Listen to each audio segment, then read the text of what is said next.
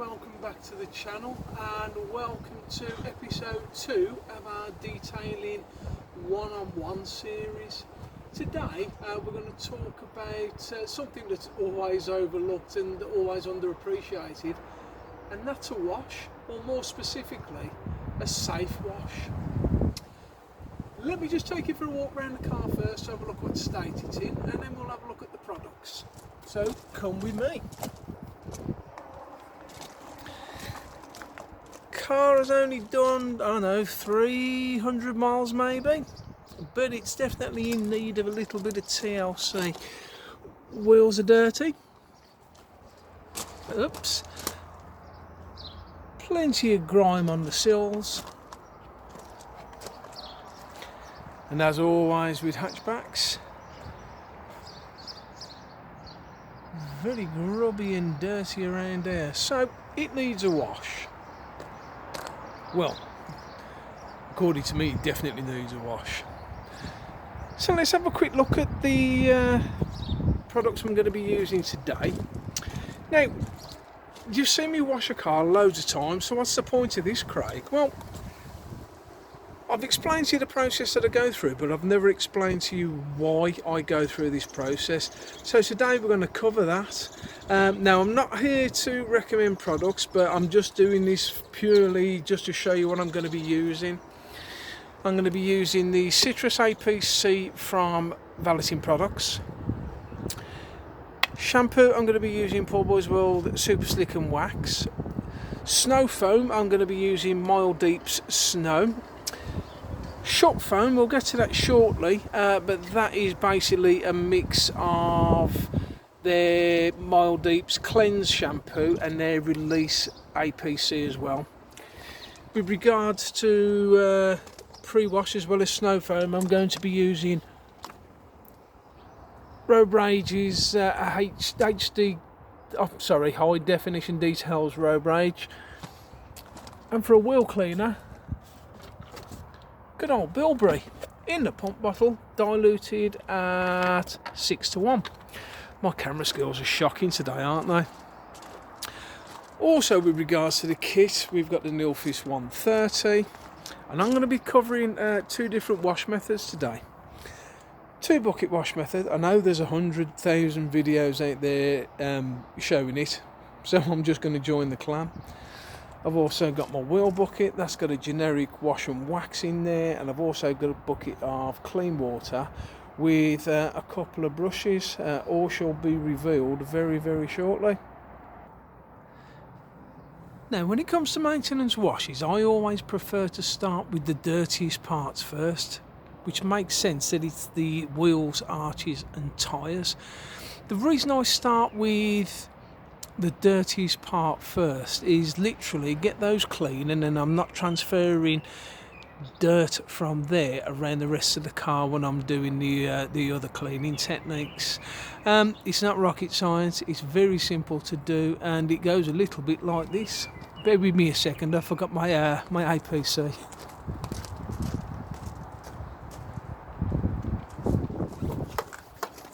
You just can't get the stuff now, can you?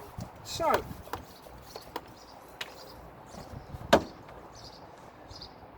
I prefer to start with the arches and the tyres first.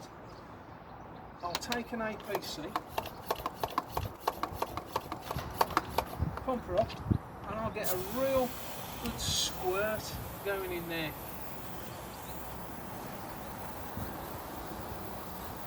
Give everything a good liberal coating. Leave it a few seconds to dwell. The same will go for the tyre as well. Now, we clean the tyres so that when you're using tyre dressing, it will adhere to the tyre a lot better. Absolutely zero point in putting the tyre dressing onto a dirty car. No point whatsoever. Be liberal with your APC because you can afford to, it's not expensive.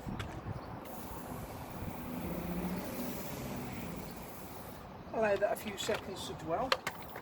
While that's dwelling, get your wheel cleaner in there. Now, these aren't particularly dirty, they don't really need a wheel cleaner, but for the purpose of the video I am going to use it. And again, decent wheel cleaner doesn't have to cost the earth. And try and buy yourself something that's dilutable as well. There we go. Right, we're going to leave that wheel cleaner to dwell. Whilst that's dwelling, we're going to take some of our clean brushes. Just about squeeze that bad boy in there. And we're going to brush the wheel arches next.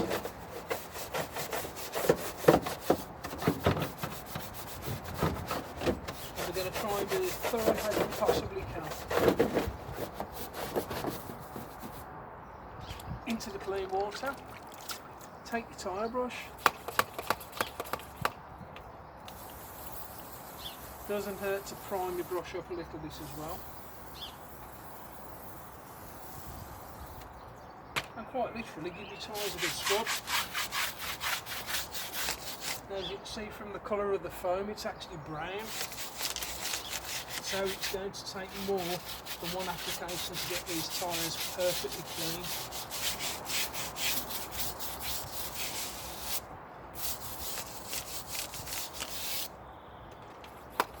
So back with your APC again.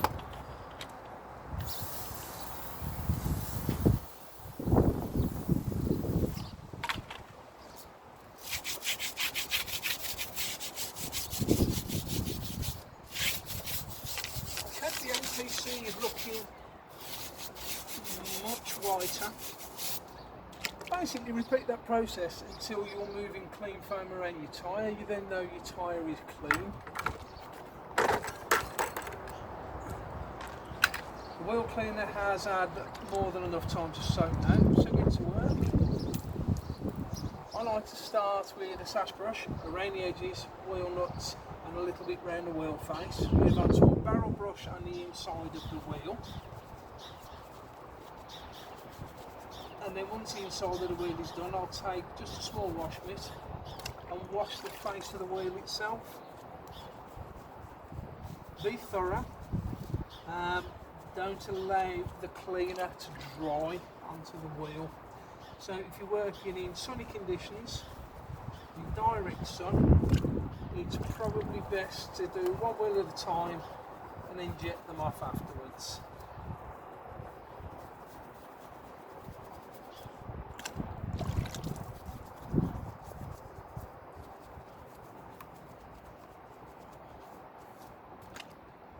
You'll notice that I'm dipping the brush into the bucket after each section that I've done. This is basically just to agitate the brush against the grit guard that's in the bottom of the bucket. It's just so that I'm not transferring dirt from one place to another. And that literally is it. Get your barrel brush into the barrels, down the back of the spokes, and just do as good a job as you can at getting it clean. Right. I will show you another wheel cleaning process when we get to the pre-wash stage. Okay, so that's wheels done, and now we're going to move on to pre-wash. So what is the important? Well, what is pre-wash and what is the importance of pre-wash? Well, pre-washes are chemicals that you spray onto the car before you actually make contact with the paintwork. The idea is a pre-wash will get into the surface dirt, loosen it to pull it away from the surface, and as it runs down the vehicle it takes the dirt with it. Whatever's left on the surface will then be able to be effectively blasted away with a good strong stream of water. Now there are many different forms of pre-wash. You can use APCs. APCs are a very good move, to tell you the truth, because they're such a good multi-purpose chemical. You can dilute it to suit your needs, and it can be used in all manner of areas of the car. You can also use snow foam, which is by far the most popular and looks the best, and it's certain snow foams can actually clean very well. And you can use TFRs, that stands for traffic film remover. Again, it's an alkaline chemical. Some are caustic, so always read your labels, but it does exactly the same job. Dilute it correctly, and get it directly onto your paintwork, and it'll start to soften the dirt, ready for it to be washed away. I'm going to use a combination of both today. Primarily because the cleaner you can get your panel before you make contact with the wash mitt, the far less likely you are to induce any sort of marring onto the paint or marks during the wash process. So it goes pretty much something like this. So this is, like I said, HD Details Road Rage. This is mixed at 20 to 1. You don't have to go mad. Just a light covering over it.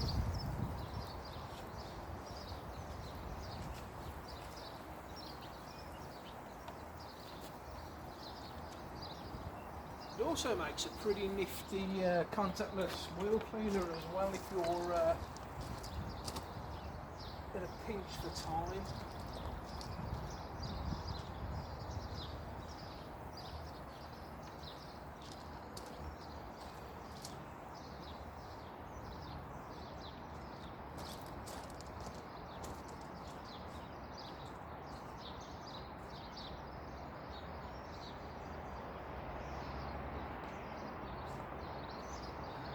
There we go. Now I'm going to leave that to sit for a few seconds first.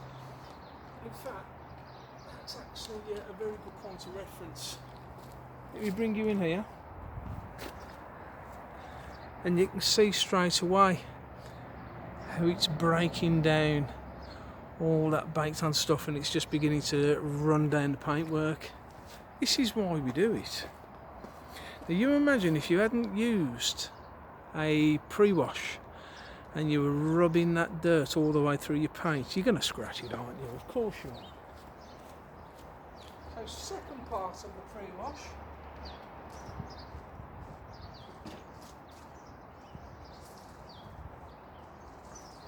Going to be snow foam. Now again, this is snow from Mildew. For a pH neutral snow foam, it's probably the best one I've ever used.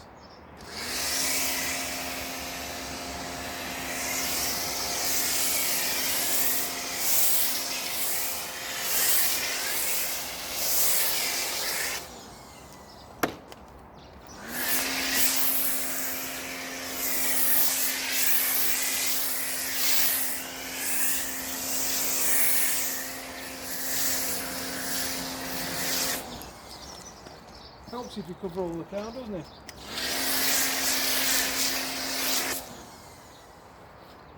So that's it.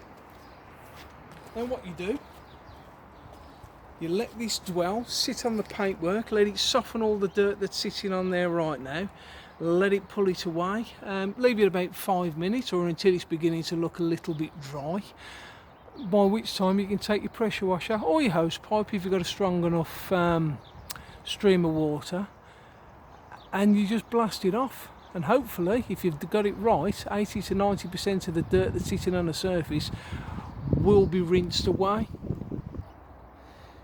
Now I promised you guys a second method for cleaning arch liners, tyres and wheels, didn't I?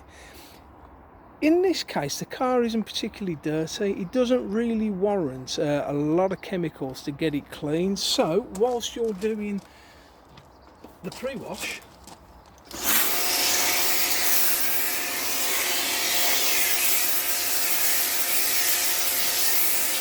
give everything a liberal coating with your snow foam, and the same rules apply really. Leave it a few seconds to dwell, get the brush in there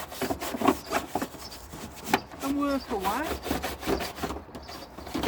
Like I said, if you don't really need the help of chemicals to get it clean, this is far easier. It negates the first step. It does generally get it just as clean. Also, the added benefit of having snow foam is longer working time because you've got better cleaning. And that's not to say that foam cleans better. It's just that the cling gives you a longer working time. There's a common misconception that if it's not foaming, it's not cleaning. That's utter rubbish. There's many cleaners on the market that hardly foam at all. and in some cases that's actually working to your benefit. One, because you haven't got an awful lot of foam to clear away from the surface, and two, you can actually see through the solution to see what you're actually doing. In a lot of scenarios, particularly your interior cleaning, that can be a benefit to you. It really, really can. Now, don't worry about snow foam being lubricated enough to clean with. It's more than lubricated enough to clean with. You imagine if I was just using a normal wheel cleaner on this right now, what do you think the lubrication would be like? Certainly not as good as this. Okay, it doesn't have the cleaning power of wheel cleaner, but as I stated in the beginning, these really did not need much work to get them looking spick and span again. And snow foam does actually clean very well. I mean, this one is super lubricated, and it's very good. Actually, for a pH neutral snow foam, it's probably the best one I've ever used. So what are you talking about pH neutral snow foam for, Craig? Well, there's two types. There's pH neutral, which is exactly as it sounds, very mild and very gentle, and cleaning power is okay. Some are better than others, but you're not going to be able to move mountains of dirt with it. That is a job that's usually left for alkaline snow foams. Now, alkaline snow foams, pretty much like the TFR that's sitting under this snow foam now, they're a bit more aggressive. The chemical compound is a lot more, how can we put it? It really does like to get a good bite onto the surface and get in there. The downside of that is continuous use. It can sort of start attacking the wax or protection that you've got left on your car. Not really a problem in my opinion, because it's, what is it, a morning to get your protection back up to spec? Not a lot, is it? They're particularly good in winter as well. Alkaline products are much better in winter. Right, I'm waffling. Let's shut up, Craig. Let's let these snow foam dwell for another 3-4 minutes. We'll blast it off and we'll take a good look at how clean the surface is. So that's been dwelling for easily 5 minutes now. Let me just take you in down here. You can actually see streaks in the foam where it's pulling the dirt away. Very good. Now, the combination of a TFR and a snow foam wasn't entirely necessary, but like I said, it's always best practice to get the surface as clean as you can before you start washing it. And this is definitely getting it clean.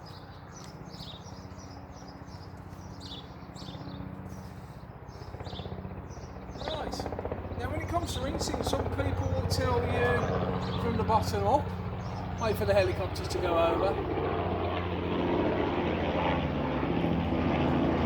Tell me you live in Chelmsley Wood without telling me you live in Chelmsley Wood. As I was saying, some people will tell you to rinse from the bottom up so you can see where you've been. Some will tell you to rinse from the top down.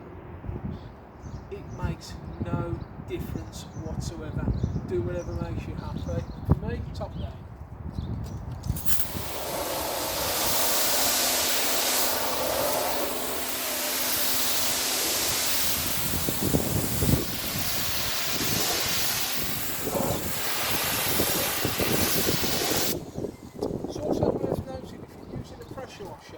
Don't get it right up close to the paint, particularly if you've got areas that are a little bit sketchy, you'll lose your paint. Even with something as low powered as this, it's just not advisable.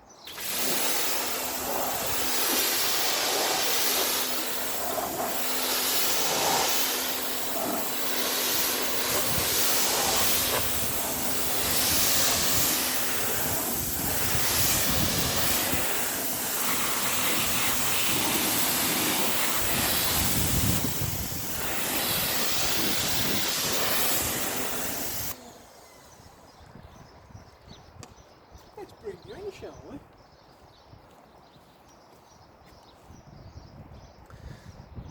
So, as you can see, all dirty streaks are gone. In fact, I would go as far as to say that this paint is 90% clean, easily 90% clean. This is why we pre-wash, guys. So when I come back next with the wash mitt and I'm going all over the car, I'm not moving dirt from A to B, am I? That's a pretty clean panel. Right, let's get the rest of it washed off. So that's the pre-wash all done, and I've got to be honest, the car actually looks a lot cleaner for it already. Undoubtedly, that is the most important process of the wash stage. I keep on saying it, but get it as clean as you possibly can before you touch it, and you're not going to leave marks. Now, there does come a time where a pre-wash won't exactly get absolutely all of this clean. Once you've got it clean, it's very easy to maintain, but if you're working on cars and they come in and there's all sorts of moss and algae growing in the rubbers and in the shuts and everything like that, you need to get it clean. This is when you start brushing them out. Now, you do this after the pre-wash stage because you've removed a good 80 or 90% of the dirt that's there already. Take yourself something lubricated, and like I said, this is actually Mild Deep Cleanse with a little bit of their shampoo mixed in with it as well. And all I'm going to do is foam it. These trigger heads, I did a review on them a while back, go back and watch the video. Get it in there, get yourself a jug of clean water and a clean brush, emphasis on the clean. And don't be shy, get in there and work it backwards and forwards. Now, yes, I am going against the glass and I'm going against the paintwork as I actually clean around this area as well. And this is precisely the reason we do this after the pre-wash, because we've removed nearly all of the contamination that's there. It's also, the foam that I'm using here is so well lubricated that I'm not particularly worried about marking surfaces. Mirror casings are always really good at harbouring dirt as well, so don't forget them.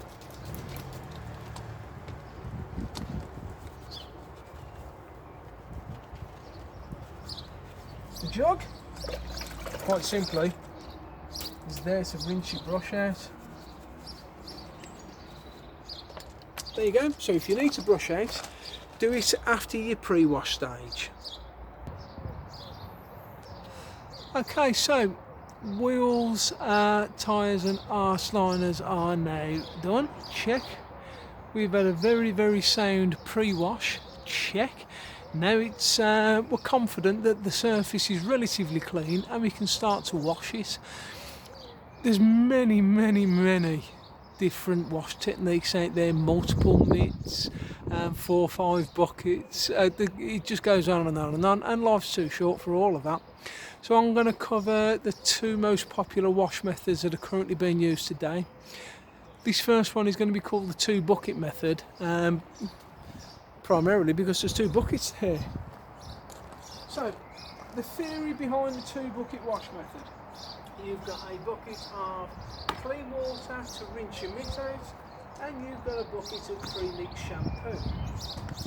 The idea is you take your wash mitt, wash pad, whatever you decide to use, from the clean water,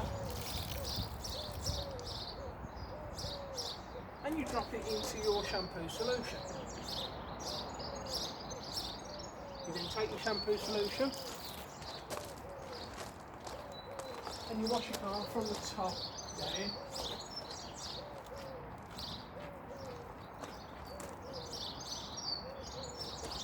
When you've done half of your section, flip your mitt to a clean side and continue to wash.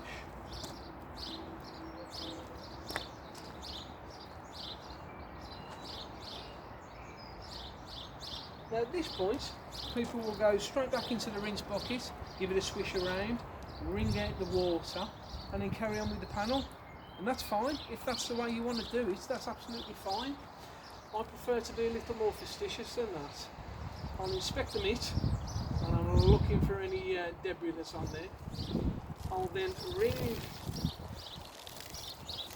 the wash water out to the ground, not back in the bucket, for the reason being, if I have picked up any dirt from there and I put it back in that bucket, I've contaminated that bucket. I don't want to do that.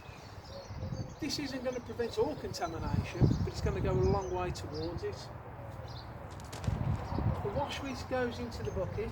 Now I've got a grit guard in the bottom, so I will literally agitate the mitt on both sides against the grit guard, pull the wash solution out, and again it goes straight to the floor, not back in the bucket. It's damage limitation, it's damage control. And then I'll continue to wash in my usual manner. I've also got a grit guard in the bottom of there, which I will agitate the mitt against. And like I said, it is quite literally just for damage limitation, nothing more.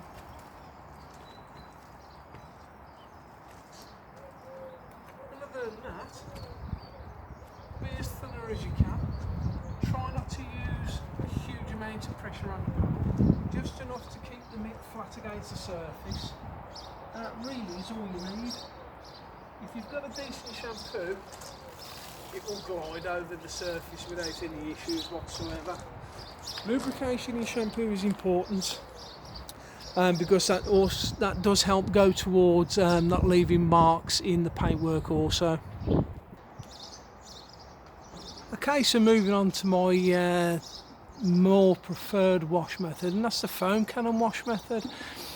Basically the shampoo solution, pretty much the same dilution rate as it is in a bucket, maybe a little bit stronger if you need the foam to cling around a little longer, but it's applied direct to the paint via a foam lance.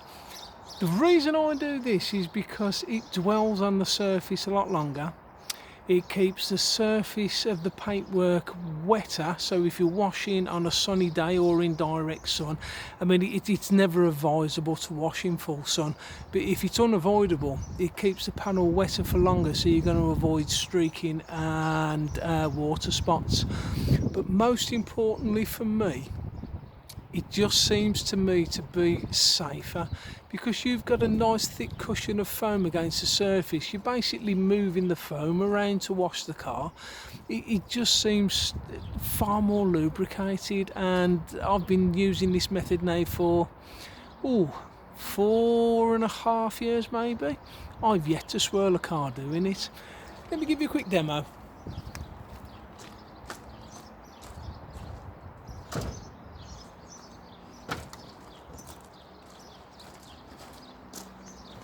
Basically, cover the car like you would with snow foam.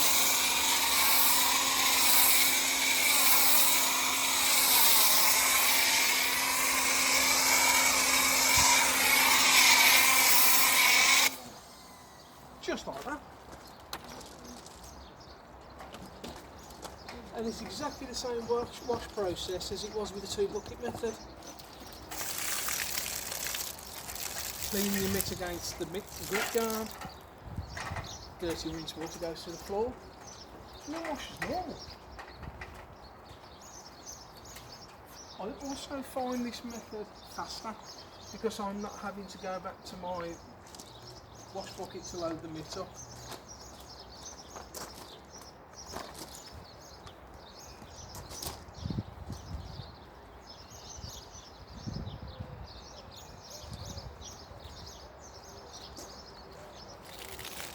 More importantly, if you are washing in full sun and it's really hard,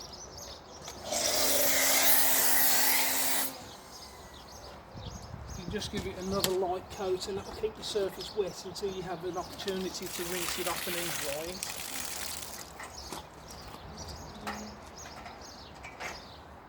But trust me, the mitt absolutely glides over the surface. I can feel no resistance, no drag, no anything really.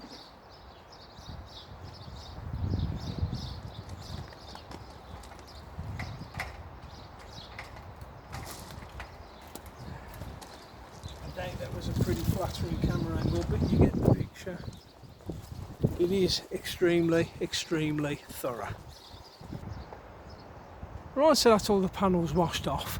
As you saw in the video, I washed from top to bottom. It just makes good sense to do it that way. And now it's time to rinse it off. Again, you don't have to be as intent as you were with the pre-wash. You're literally just taking suds off the surface. And again, it makes sense just to wash from the top down.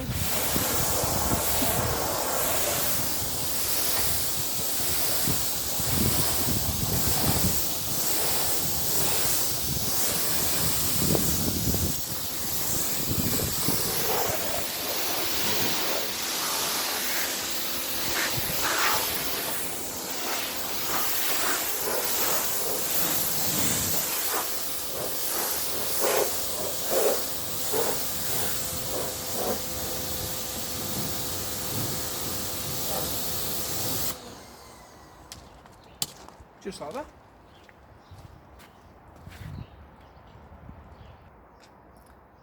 And then we're moving on to the final stage, the drying. There's many ways you can dry it. You can go and take it for a drive. You can use blowers, if you've seen me do in the past. I'm just going to go for the most common approach today, and that's a drying towel. So, there's a couple of ways of drying. Now, you could drop the towel on there like that, and then drag it. And if your towel's any good, you've got a wonderfully clean, you've got a wonderfully dry surface. Nothing wrong with doing that whatsoever. If that's how you want to do it, then you carry on and doing it. As you'll see from previous videos, it is actually quite windy around here, and there's always a chance of debris blowing onto the surface before I've got it dried. So I would prefer to just drop the towel, rub it across the surface like that, and then lift away. And as you can see, there's absolutely no difference with how dry it's got the surface. To be fair, a lot of it is down to a quality towel. I just prefer to dry a car that way for exactly that reason.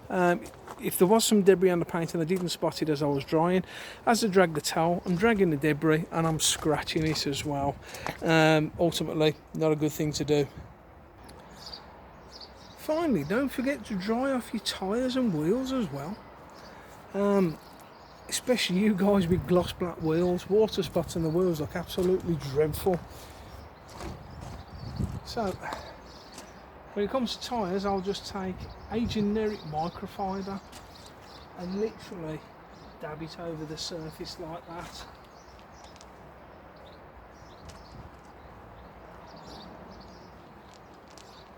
Five minutes worth of breeze and that tile will be dry and ready to accept dressing. For the wheels, I will just flip the towel and do exactly the same process. Especially with gloss black wheels, guys. I can't believe how easily they mark. And again, press against your studs just to soak up the excess water. And there we go. That's the car washed and dried and done in a very safe and thorough manner. Okay, so where do we go from there now then, Craig? The car has been pre-washed, the wheels and tyres and arch liners are looking good. We've pre-washed it thoroughly, we've washed it carefully. Where do we go from there? Well, you can always clean the glass.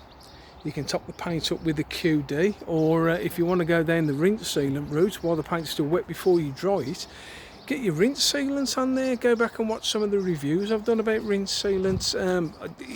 I really do like them. I think they're a brilliant tool to use. Couple of do's and don'ts. Do have all your kit ready, including coffee or tea if you're a tea drinker, or water or whatever. If the car's getting hydrated, you need to stay hydrated as well. Have all your kit ready so you're not walking backwards and forwards. Try to do it in a methodical manner. If you drop anything on the floor, preferably use a new piece of equipment, or at least give it a very good rinse out first. and avoid washing it in that stuff up there, the sun. As good as the shampoos that I use are, if you're a little bit slow, and let's be honest, I am getting slower in my old age.